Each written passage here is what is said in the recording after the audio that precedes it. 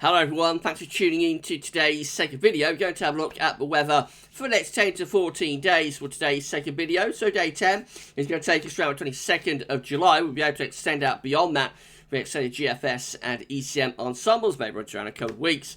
And we'll have a look at CFS V2 at the end of the video for the next 4 weeks, which of course will take us to the end of July and into the early part of August. So I shall get on with that for you very shortly. Just say that the first video released today was our 7 AM forecast, so check that one out if you'd like to do that.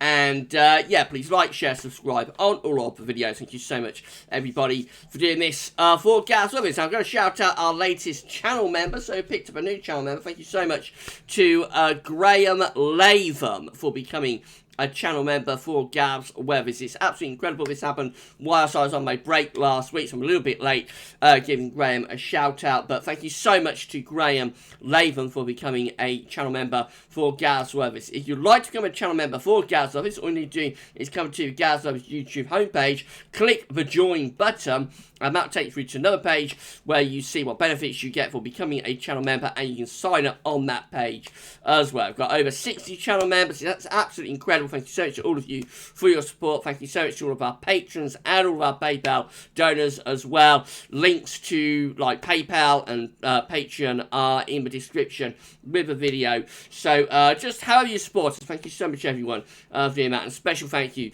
to Graham Latham for becoming our latest channel member. Merch has launched. Here we go. GavsWeatherVids spring Teespring page is fully operational now. So we have got plenty of merch here for you to have a look at. You can find the link to our merch store at Teespring in the description. You can also see our merch from the YouTube homepage, by the way, by clicking store just there, and you'll be able to have a look on YouTube to all of the merch we've got. So we've got loads and loads of merch. We've got stickers, we've got iPhone cases, face masks, pillows, mugs. I've got a couple of mugs myself, actually. Got a beach towel, looks quite nice. We've got t-shirts and hoodies, you name it, we've got it. So if you would like to buy a bit of GavsWeatherVids merch, then it's all out there and available for you. And have a look and see if there's anything that you would like. Thank you so much, everybody, for doing that. By buying merch, you're helping to support the channel as you do, like when you donate and so on. So just big thank you to all of you, however you support us, and it's incredible, it's amazing. Thank you so much, everybody, for all of the support. Right, let's turn on the webcam then, and we'll start the video. So this is the first 10 to 14 day I've done for over a week. So let's see how we get on with this. So the central England temperature, should we try to refresh it? There we go, is currently standing at 17.0.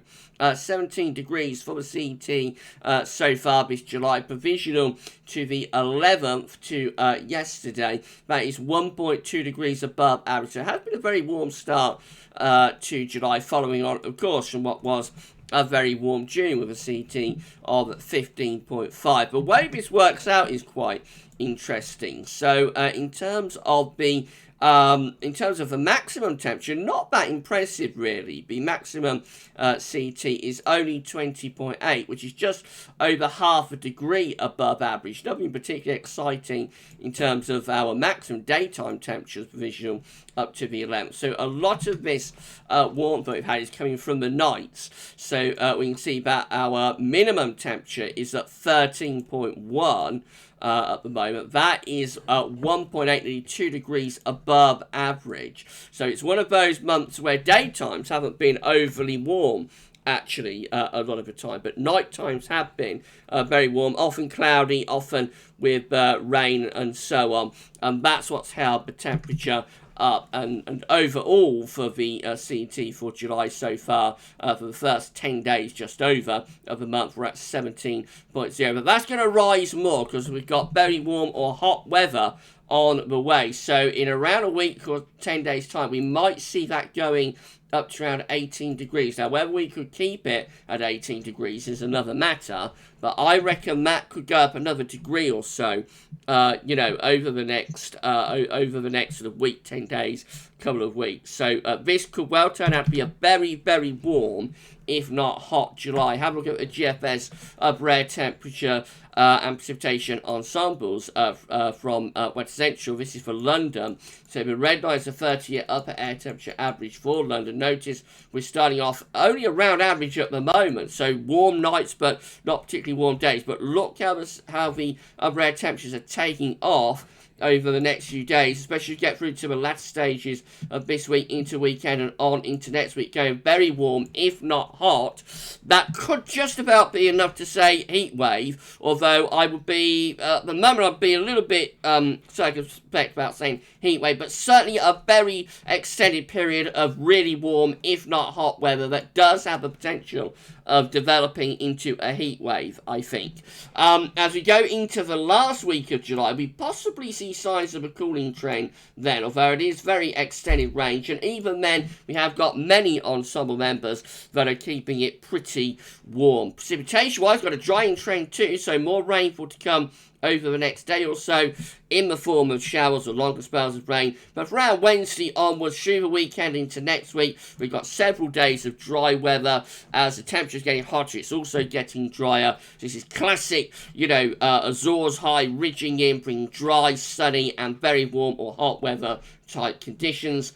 As we move on into the final week or so of July, we see more and more precipitation spikes then, but not excessively so, and it's extended range again. So I reckon that last week of July is up the grouse. But before then, we're in for an extended period of really warm, if not hot and dry weather. And so as the CET is already at 17 degrees, it's already warm to very warm. You can see why I am starting to think that we could well be in line for an 18 Celsius CT. Certainly for a while this July. Whether we can maintain it into the last week of the month, if we were to turn cooler and more unsettled, we might not be able to maintain it at 18 degrees. But I reckon, by the time we get through to, let's say, around the 21st, 22nd of July, we could well be there in the 18 Celsius CET range. Temperature anomalies from the 12th through to 20th of July are coming out warmer than average. It is going to be in a significantly warmer than average week ahead. And precipitation anomalies from the 12th through to 20th of July going to be drier than average through most areas as well. So clearly the trend is to warmer and drier conditions. The latest wind flow map from earthnullschool.net shows that at the moment we are actually under a trough of low pressure, and that's the reason it's rather showery at the moment. However, high pressure down here will be heading in this direction through the course of this week, settling things down and turning us drier and warmer. Right, let's start going through the generic charts then. I'll have a look at those. Hello, I've returned. Let's go through these then. Starting off with UK Met. At the weather outlook, we say it looks at midnight on Thursday. The Azores high is ridging in, bringing us a change to dry and warmer weather. And as we go through to Friday, then on into weekend, look at that. Big area of high pressure takes over. Right over top of the country, 1,013 millibars. We're high and dry into weekend. We're bound to sunshine, proper barbecue weekend, and temperatures will rise with that as well. And up to day 8, which is as far as we go to, with the UK Met, gets us to midnight next Monday, still with this big ridge of high pressure extending in from the Azores into northern Europe. We have got a weather front that will be brushing into western Scotland, bringing a little bit of showery rain there, but otherwise most areas are high and dry. And yeah, this looks like a very prolonged spell of dry and possibly hot weather that is setting up here. Could be a heat wave. The ensembles aren't going high enough yet to say like heat wave, but definitely very warm weather on the way. This is how the GFS midnight run is looking for Thursday. Again, the Azores high is building in from off the Atlantic. Look at this Azores high taking over into the weekend right over top of the country. I reckon that gets us to the upper 20 Celsius mark over weekend, and then on into next week. Still that high pressure is there, and over time it should get warmer and warmer under the high. So I think by the end part of next week we could well be looking at like 30 degrees, 86 Fahrenheit. Definite possibility. Heading up towards day 10, just a bit of a weakening of the reef slightly, allowing this weather front to come into the northwest, bring cloud and show rain. But meanwhile, for England and Wales, we're still under the high pressure, and the wind's coming up from France now, the air coming up from France, so that could be pretty hot I think, by that point. Day 10, which is the 22nd of July, perhaps bringing a weather front, maybe a cold front in from the northwest, might lower the temperature a little bit, especially for more northern and western areas, but it's not long before that Azores high switching back in across the south again, sort of bring back very warm, if not quite hot weather to southern areas, where it's a little bit more unsettled out to the north and to the northwest too. Right at the very end of the GFS midnight run, we start to bring cooler air in from the northwest, lower the temperature quite significantly then. That gets us to the 28th of July, so more or less to the end of the month. Let's have a look at the 6Z, see how that one's doing. So again, the high pressure regime from the Azores on Thursday, classic Azores high ridging in type weather into Friday and the weekend. That high pressure sits around the country, keeping us very settled, mainly dry, very warm, temperatures into the mid to upper 20s Celsius, I would have thought with that, and also with bags of sunshine as well. Into the early part of next week, the high pressure is maintained over top of the country, so the prolonged spell of dry and very warm anticyclonic weather goes on. Temperatures again lifting up into the upper 20s, maybe even low 30s Celsius mark. Up to day 10, no real change. High pressure ridge from the Azores still continues. The weather front tries to come in to the north and west of Scotland, brings a little bit of showy rain there, but otherwise we're under high pressure across most parts of the country. And there's not much more to say other than it looks like it should be very warm, if not quite hot, especially the more southern areas. Into our extended range, again, that high pressure just keeps the warm, if not hot weather going. By 300 hours, which is 24th of July, we are pulling up what looks like a very warm to hot southerly southeasterly wind. There's a fungy area of low pressure beginning to develop around Biscay, so that might be threatening thunderstorms. Look at the upper air temperatures, easily high enough to get temperatures into the 30s Celsius there with those uppers. But again, the low pressure over Biscay could threaten some thunderstorms into the south, and the trend as we go into the very end of the GFS run is probably to cool things down a little bit as wind comes in more from the Atlantic, but still, even then, under a ridge of high pressure, very, very prolonged spell of Azores high weather coming up, starting from around Wednesday onwards. You've been waiting for this summer to step up 2 or 3 gears. It's about to happen. If you're enjoying this video, please can you smash the like button, make sure to subscribe to our channel. Thank you so much everybody for doing that. Drop a comment, let us know what you think about this and all of our videos. Right, this is the GM. We've got high pressure going ridging in from the Azores through the middle part of the week. The high pressure takes over at the end of the week and into the weekend. We're set fine under a big area of high pressure. Very warm with lots of sunshine and dry as well. Heading up towards day 10, the high pressure just begins to slip a little bit more towards the northeast. Low pressure starting to move in from off the Atlantic. Might threaten some thunderstorms there by day 10, which is the 22nd of July. And then we've got the ECM, which looks like this. Again, high pressure ridging in from the Azores on Thursday. Takes over into the weekend. It's going to be a barbecue weekend with clear blue skies, bags of sunshine, and very warm temperatures as well, if not hot temperatures. Go through to the early part of next week. No real change. That high pressure maintained over top of the country. It's a big, strong, stable area of high pressure that is going nowhere fast. As we go into the early part of next week, again, look at the upper air temperatures. The plus 15 Celsius isotherm is there across southern parts of the country, across even Wales. It's enough to get the temperature to 30 degrees or more down in the south. And then up to day 10, that high pressure just continues to sit over the country. But it looks though by day 10 we might be generating a thundery low to west of Biscay. That might bring some thunderstorms into the southwest. But otherwise, most areas are still looking dry and probably quite hot by that point.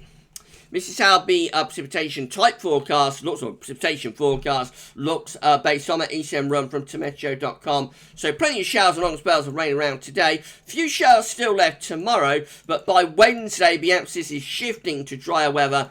And those drier conditions then take us through the end of the week and on into the weekend. Barely any measurable rainfall anywhere this weekend. And there'll be loads of sunshine as well. And that carries on into the early part of next week. Just by day 10, start seeing some thunderstorms perhaps into the far south and southwest country. That's a long way out. You know, that's a very, very long way out. We've got several days of high pressure with warm, dry weather to go before we get to that. Right, let's turn off webcam and have a look at the options on the table within the ECM ensembles for day 10 via the Icelandic Met Office. This will go to the 22nd of July. Have 20 members of the ECM ensembles with high pressure sitting to our east and northeast. We'll be bringing up a very warm, if not quite hot, southerly to southeasterly wind with that. 19 have high pressure again between Scotland and Scandinavia. Winds will be coming in from the east or the southeast with that. And then we have 12 again with a ridge from the Atlantic into northern Europe. There is a bit of a trough down here around Biscay that might threaten some thunderstorms into the south, but otherwise still very warm with those at day 10. That does include the operational run as well. In 2 weeks' time, these are the options that we've got. This will get us to the 27th of July, more or less to month's end. We have 29 members of the ECM ensembles having a ridge of high pressure out to our west and probably a bit of a trough extending through the UK. So that might be threatening something a little bit cooler and a little bit more unsettled by that point. 15 with a mid-Atlantic ridge heading up towards Greenland, a trough of low pressure sinking in towards Scandinavia. That definitely brings an end to the very warm, if not quite hot and dry weather, because that will pull the wind in from the north to the northwest. So that definitely cools things down a lot. And then 7, maintaining the Azores high through the UK into northern Europe, will be mainly dry and still very warm, if not quite hot, with that option. However, the majority of the ECM ensemble members bring cooler weather by the end of July. Let's just have a look at CFSV2 finally. So these are 500 millibar heights broken down into weekly periods. The first week period is going to take us from the 12th through to the 18th of July. The coming week we'll have high pressure sat right over top of the country. Will be mostly dry, fine, if not hot, especially later on in the week. No change for week 2, which is going to be the 19th to 25th of July. Still with that high pressure sitting over to the east of the country, still bringing in those winds from the east. Should again be mostly dry and fine with high temperatures. Week 3 does show a bit of a change. This is the 26th of July to the 1st of August. The high pressure begins to pull out to our west. That would allow cooler air, not necessarily overly unsettled, but certainly cooler air to come in from the North Atlantic as winds turn into the northwest. And then by the time we get through to week 4, definite signs of a change then. This is the 2nd to the 8th of August. High pressure in the middle of the Atlantic and away into the far east of Europe. Low pressure around Iceland and Greenland. Probably seeing a return of the jet stream, turning cooler and more unsettled, I would have thought, as we get through the first week of August. Temperature anomalies with the CFSV2 for week 1, 12th to 18th of July, significantly warmer than average, if not hot. That goes on into week 2 as well, which is the 19th, 25th of July. That one also looking very, very warm, if not hot.